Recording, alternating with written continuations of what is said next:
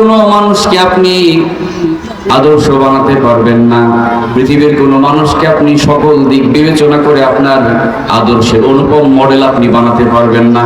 পারা যাবে না। আপনি একদিক তাকে মানবেন, দেখবেন আরেক দিকে এত অন্ধকার, এত সমস্যা, সে লোককে কখনোই আদর্শ মানা যায় না। যদি আদর্শ মানতে হয় অবশ্যই বিশ্বনবী সাল্লাল্লাহু আলাইহি ওয়াসাল্লামের কাছেই আমাদেরকে আসতে হবে, ঠিক কি না?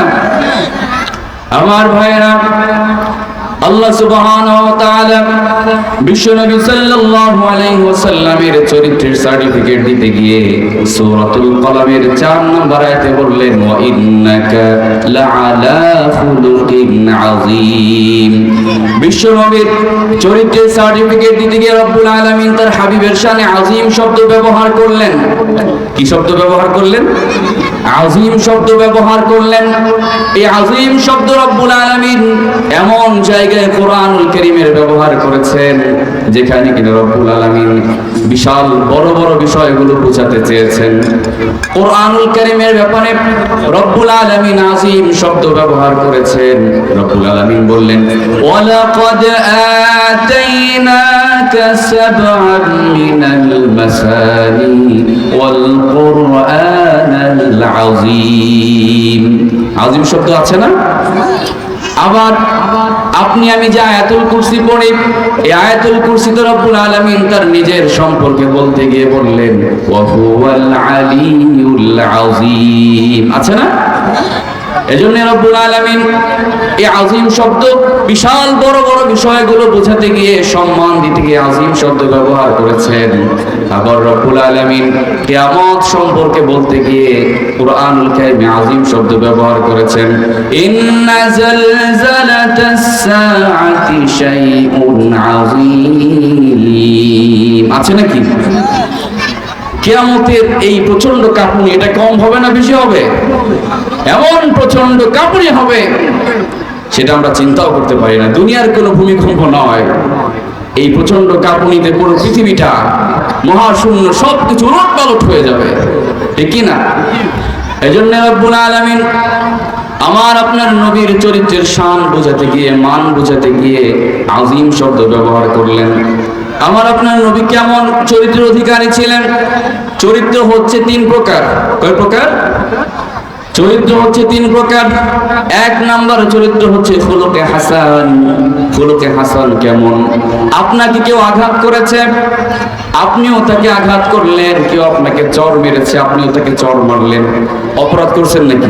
না, সে আপনাকে মেরেছে বলেই আপনি মেরেছেন। এটা হচ্ছে খুলুকে হাসান। আমার নবী কি খুলুকে হাসান ছিলেন নাকি? না, আমার নবী খুলুকে হাসান ছিলেন না। 2 নাম্বার হচ্ছে খুলুকে কারীম। আমার নবী কি খুলুকে কারীম ছিলেন নাকি? কারীম হচ্ছে আপনাকে কেউ আঘাত করেছে, চর মেরেছে, আপনি তাকে চর মারেন নাই, ধৈর্য অবলম্বন করেছেন। আমার নবী কি খুলুকে কারীমও ছিলেন না? তাহলে আমার নবী কি ছিলেন? আমার আপনার নবী ছিলেন খুলুকে আযীম। কেউ আপনাকে আঘাত করেছে, আপনি তাকে আঘাত করেন নাই, বরং ওই ব্যক্তিকে আপনি বুকে টেনে নিয়েছেন আর তার জন্য রব্বুল আলামিনের কাছে প্রাণ ভরে আপনি দোয়া করেছেন। সুবহানাল্লাহ। এমন অনুপম চরিত্রের অধিকারী ছিলেন আপনার আমার নবী, বিশ্বনবী সাল্লাল্লাহু আলাইহি ওয়াসাল্লাম। এজন্য রব্বুল আলামিন আমার আপনার নবীর শানে আযীম শব্দ ব্যবহার করেছেন। আল্লাহু আকবার। আমার ভাইয়েরা, এমন নবীকে আপনি অনুসরণ করবেন না তো কাকে করবেন? আপনি কি কার্ল মার্কসকে অনুসরণ করবেন নাকি? আপনি কি মাও সেতুংকে অনুসরণ করবেন নাকি? আপনি কি জাতির জনককে অনুসরণ করবেন নাকি? জাতির জনক কে? ইব্রাহিম আলাইহিস সালাম। কোন মানুষ আমাদের জাতির জনক হতে পারে না। জাতির জনক কে? সার্টিফিকেট দিয়েছেন কে? আল্লাহ। ইব্রাহিম আলাইহিস সালাম, তিনি আমাদের জাতির জনক, ঠিক কি না? এজন্য প্রিয় ভাইয়েরা, অনুসরণ একমাত্র করতে হবে বিশ্বনবী সাল্লাল্লাহু আলাইহি ওয়াসাল্লামকে। তাহলে আমাদের জীবনে শান্তি দিয়ে, রহমত দিয়ে ভরপুর করে দিবেন কে? আমার ভাইয়েরা, বিশ্বনবী সাল্লাল্লাহু আলাইহি ওয়াসাল্লাম এমন তিনি শান্তির একটা গোডাউন ছিলেন, আলোর গোডাউন ছিলেন। রব্বুল আলামিন তার হাবিবের ব্যাপারে কোরআনুল কারীমে বললেন, ইয়া আইয়ুহান নাবিয়্যু ইন্না আরসালনাকা শাহিদান ওয়া মুবাশশিরান ওয়া নাযীরা ওয়া দাঈয়ান ইলা আল্লাহি বিইذনিহি ওয়া সিরাজাম মুনীরা। আল্লাহু আকবার বলেন। আমার ভাইয়েরা, বিশ্বনবী সাল্লাল্লাহু আলাইহি ওয়াসাল্লামকে এই আয়াতের মধ্যে আল্লাহ সুবহানাহু ওয়া তাআলা তিনি বলছেন আমার নবী হচ্ছে তোমাদের জন্য আলোক বর্তিকা। কি নবী? আলোক বর্তিকা, আলোর প্রদীপ।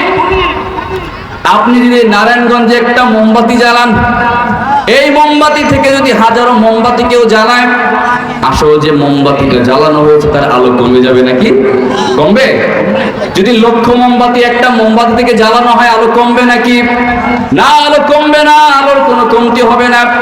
আমার ভাইরা, আপনার আমার নবী হচ্ছেন এমন এক আলোক বর্তিকা, যে আলোক বর্তিকা থেকে আলোকিত হয়েছেন আবু বকর, আলোকিত হয়েছেন সাইয়েদানা ওমর, আলোকিত হয়েছেন ওসমান, আলোকিত হয়েছেন সাইয়েদানা আলী, আলোকিত হয়েছেন সাহাবায়ে কেরাম, আলোকিত হয়েছেন তাবেঈন, তাবিঈন, আলোকিত হয়েছি আমরা আলোকিত হয়েছি বলেই, আলোকিত হতে চাই বলেই আজকের মাহফিল আমরা সমবেত হয়েছি, ঠিক কি না?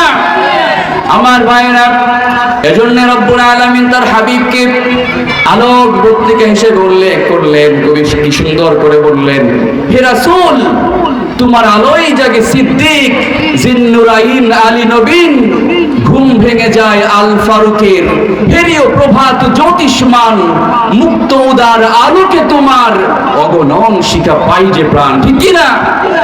কি সুন্দর করে কবি ফররুখ বললেন, হে রাসূল, তোমার আলোয় আলোকিত হয়েছে সিদ্দিক, জিন্নুরাইন। এভাবে কিয়ামত পর্যন্ত যারাই রাসূলের সংস্পর্শে আসবে, রাসূলের সিরাতকে যারা অনুসরণ করতে চাইবে, তাদেরকে আলোকিত করে দিবেন কে?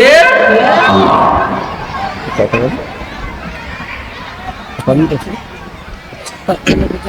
বিশ্বনবী সাল্লাল্লাহু আলাইহি ওয়াসাল্লামের সংস্পর্শে যারা এসেছেন তারাই আলোকিত হয়েছেন। আমার ভাইরা, সাহাবায়ে কেরাম কিভাবে আলোকিত হয়েছেন একটা ঘটনা বলতে চাই। বিশ্বনবী সাল্লাল্লাহু আলাইহি ওয়াসাল্লামের অন্যতম সাহাবী সাইয়েদানা সাঈদ ইবনে আমির রাদিয়াল্লাহু তাআলা আনহু, নাম কি? সাঈদ ইবনে আমির রাদিয়াল্লাহু তাআলা আনহু। তার একটা ঘটনা বলি, আজকে আলোচনা শেষ করতে চাই। সাঈদ ইবনে আমির রাদিয়াল্লাহু তাআলা আনহু তিনি ছিলেন রাসূলের অত্যন্ত সম্মানিত একজন সাহাবী। ওমর ফারুক রাদিয়াল্লাহু তাআলা আনহু তখন তিনি খেলাফত অধিষ্ঠিত হয়েছেন। ওমর ফারুক রাদিয়াল্লাহু তাআলা আনহু সাঈদ বিন আমির রাদিয়াল্লাহু তাআলা আনহুকে হিমসের গভর্নর নিযুক্ত করলেন। হিমসের গভর্নর নিযুক্ত করা হলো। এরপর ওমর ফারুক রাদিয়াল্লাহু তাআলা আনহু সিরিয়া যাওয়ার পথে হিমসে তিনি যাত্রা বিরতি করলেন। হিমসের গভর্নর কে? সাঈদ বিন আমির রাদিয়াল্লাহু তাআলা।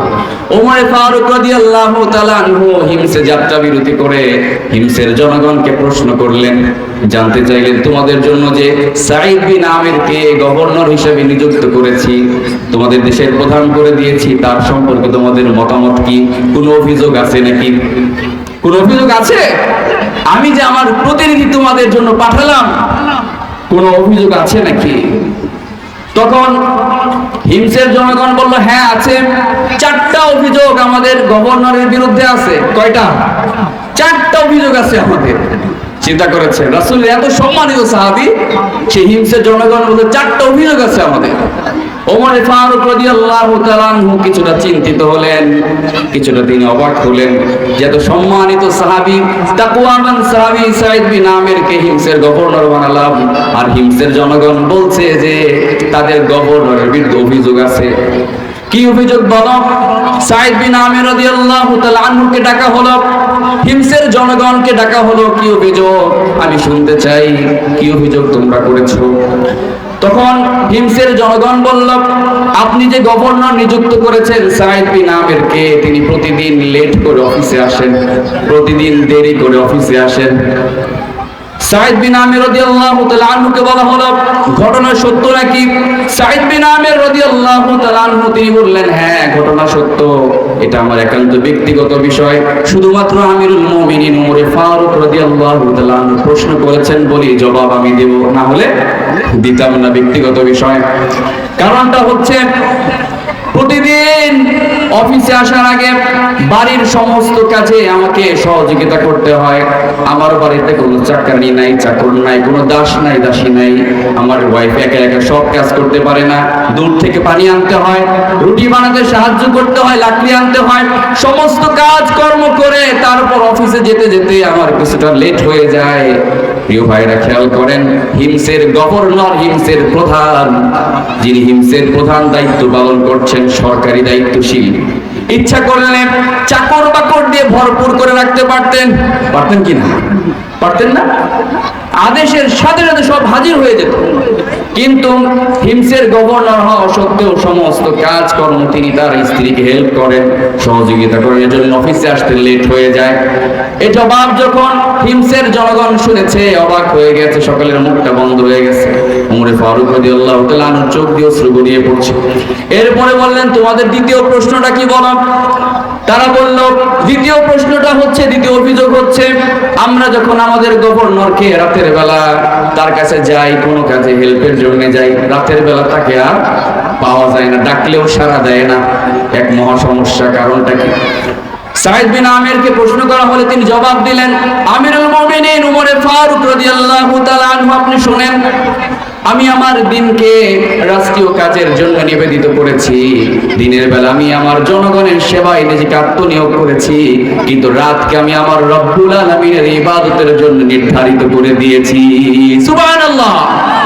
যাদের হৃদয়ে আছে আল্লাহর ভয়, তারা কবু পথ ভুলে যায় না।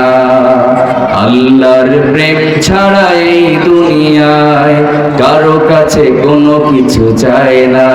ঠিক কি না আমার ভাইয়েরা?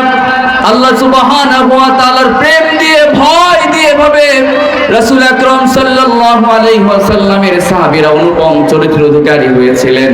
এই জবাব যখন হিমসের জনগণ শুনেছে, আবারও তারা একেবারে চুপ হয়ে গিয়েছে।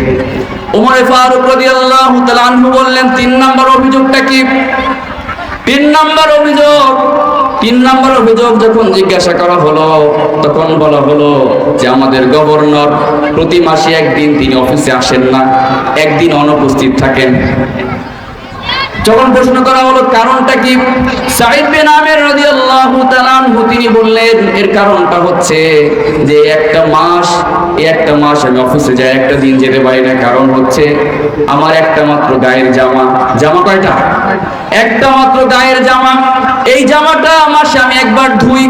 এই জামাটা ধোয়ার কারণে জামাটা শুকাতে দেরি হয়ে যায়। এরপর আমি বাসার জন্য বাজার সদাই করতে হয়, অনেক কাজ একটা মাসে জমে যায়। জমে না? ব্যস্ত মানুষ, রাষ্ট্রীয় কাজকর্মে তিনি আত্মনিয়োগ করেন, বাড়ির অনেক কাজ জমে যায়। এই কাজগুলো আমাকে করতে হয়, আমার বাড়িতে কোনো চাকর বাকর নাই। এজন্য জামা, যেহেতু একটা জামা ভিজা থাকার কারণে জামা শুকানো না হওয়া পর্যন্ত আমি রাষ্ট্রীয় কাজে যেতে পারি না। এজন্য প্রতি মাসে একটা দিন আমি সরকারি অফিসে যেতে পারি না। এই জবাব যখন শুনেছে, হিমসের জনগণ আবার চুপ হয়ে গিয়েছে। হিমসের জনগণ অবাক, এমন মহান তাদের গভর্নর। এরপর যখন বলা হলো চতুর্থ অভিযোগটা কি, তখন বলা হলো চতুর্থ অভিযোগটা কি, বললে আমাদের গভর্নর মাঝে মাঝে এমন হয়ে যায়, অজ্ঞান হয়ে যায়, এমন ভাবে তিনি পাগলের মতো আচরণ করেন, অজ্ঞান হয়ে যায়, বেহুশ হয়ে যায়, তাকে ডাকলেও সাড়া দেয় না, চিনেও না কাউকে, এমন অবস্থা হয়ে যায়। সাঈদ বিন আমির রাদিয়াল্লাহু তাআলা আনহু এই অভিযোগের ব্যাপারে বললেন,